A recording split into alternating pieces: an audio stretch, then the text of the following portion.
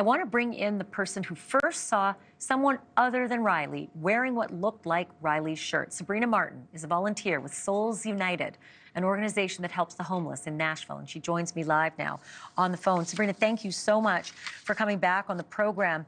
You know, we're at day 13, and 11 days ago, you spotted the homeless person, we think maybe his name is Ross, wearing the shirt that looks like Riley's.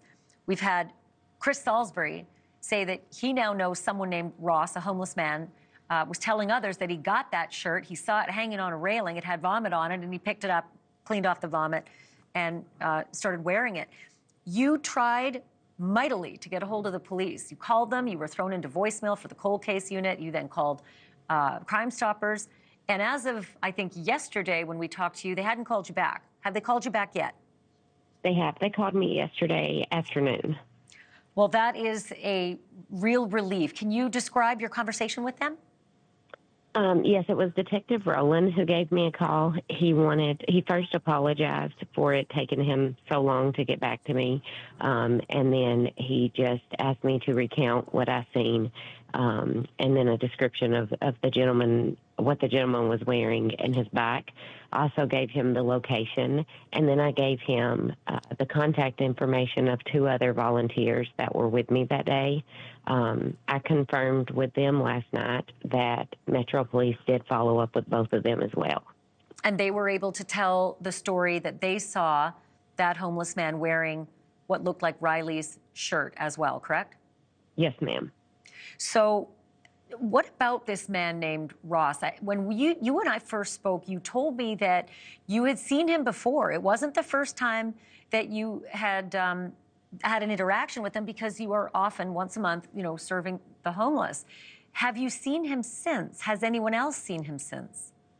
To my knowledge, no one has seen him since. I haven't seen him since, but I have not been back to the homeless camp since that Sunday.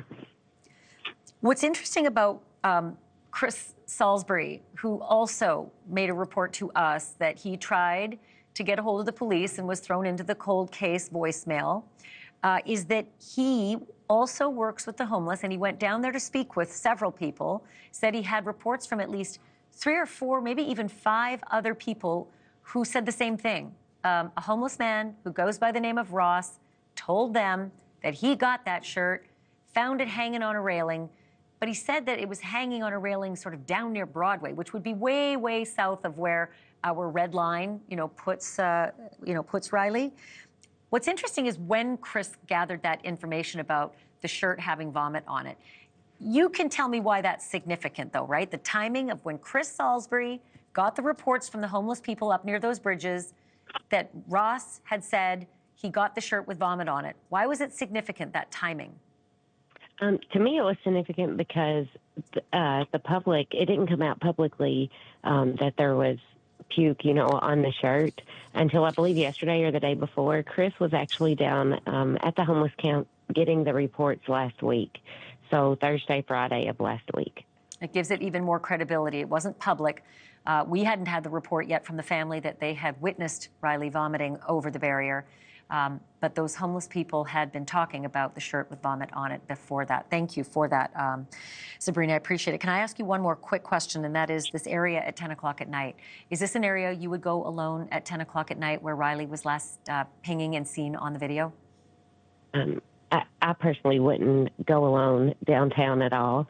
I would definitely be in pairs or in a group, but I would not go in that area alone at night.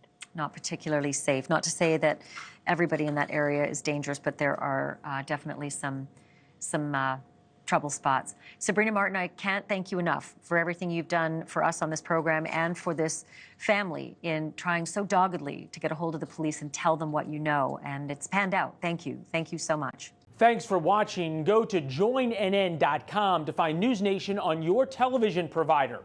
And don't forget to click the red subscribe button below to get more of NewsNation's fact-driven, unbiased coverage.